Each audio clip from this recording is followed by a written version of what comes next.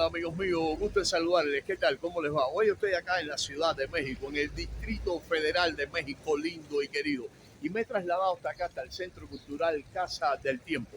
Acá se está desarrollando el Festival En Zona, en su primera edición, señores. Y comenzó el 26 de este mes de noviembre y culmina mañana 29 de noviembre. Es auspiciado por la Casa del Tiempo, Cine Tonalá, la Casa del Cine y el Museo Universitario del Chopo y por supuesto con la revista independiente El Estornudo. Y hoy asistimos a la mesa desplazamientos, dislocaciones y autonomías territoriales frente al Estado. Y ahora vamos a asistir al conversatorio Exilio Forzado y Censura en Cuba. Reflexiones a partir de Método Cuba y breve historia de la censura en Cuba. Participan Rafael Rojas, Celia González y modera Alexandro Zagato.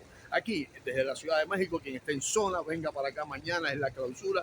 Mañana tendrá el último día de este primer festival, de la primera edición del Festival En Zona. Les propongo a todos que vengan a nutrirse con los colegas, con los periodistas de Latinoamérica que están por acá en este Festival En Zona, en su primera edición.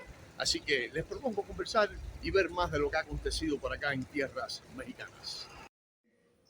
La evolución de las prácticas artísticas contestatarias y disidentes también. También de un grupo de artistas con el Estado. Es decir, no es solamente del Estado en oposición al artista víctima, sino que... Sí, bueno, el libro es un conjunto de ensayos que trazan una historia del mecanismo de la censura en Cuba entre 1959 y más o menos 2022-2023. ¿Sí?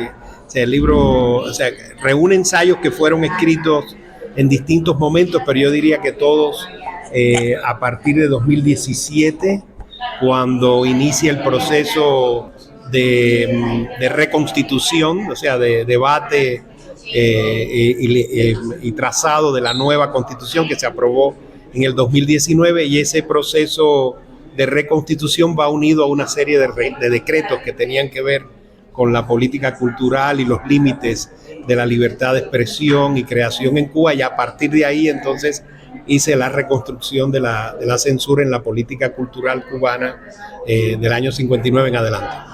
De toda esa gran censura que ha tenido el régimen cubano, ¿con cuál usted se quedaría? Bueno, lo que es interesante en el libro y que digo, no pude exponerlo del todo, pero se vio aquí en la discusión, es que hay una primera etapa en los años 60, 70, todavía 80, en la primera mitad de los 80, en que el centro o el foco de la censura es la literatura.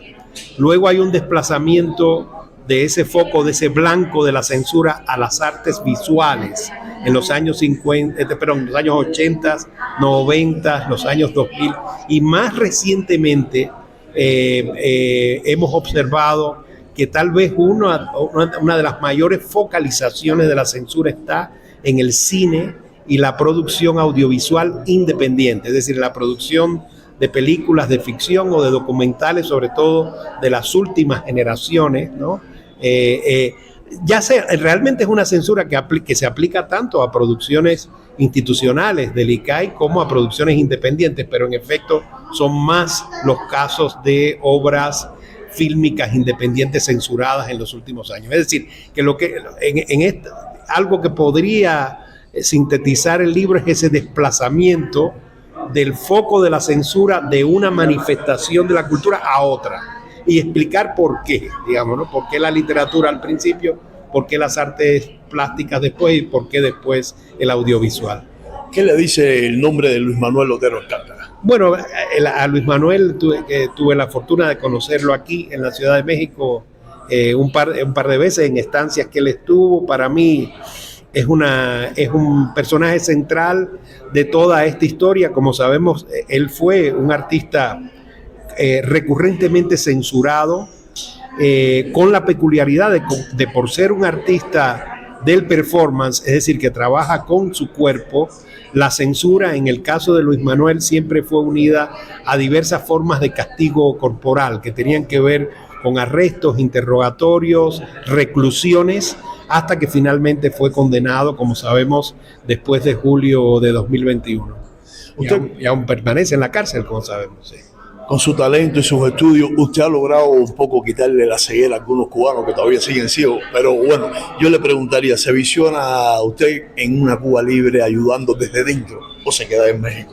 Bueno, la verdad es que lo veo muy difícil. Es una pregunta que me hacen mucho.